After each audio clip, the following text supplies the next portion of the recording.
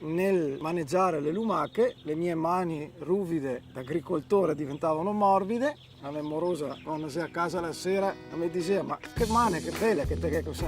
Ci ho detto messo insieme alle mani. Andrea con la tecnologia è niente, ma con le lumache la natura lui è il top. Sembra che queste lumache gli rispondano. Io sono sempre stato agricoltore, ho cominciato da piccolo, perché essendo nato qua, ero in campagna col nonno qua. Ho sempre desiderato fare l'imprenditore, ma non riuscivo davvero a trovare la mia strada. 5 anni fa ho conosciuto Luca ed è qui che abbiamo iniziato la nostra attività. Nuvo è la nostra azienda, una piccola impresa che produce cosmetici a base di bave di lumaca. La bave di lumaca veniva utilizzata fin dall'antichità ed è arrivata ai giorni nostri perché ha enormi proprietà cosmetiche naturali e quindi è un fantastico principio attivo da usare nelle creme.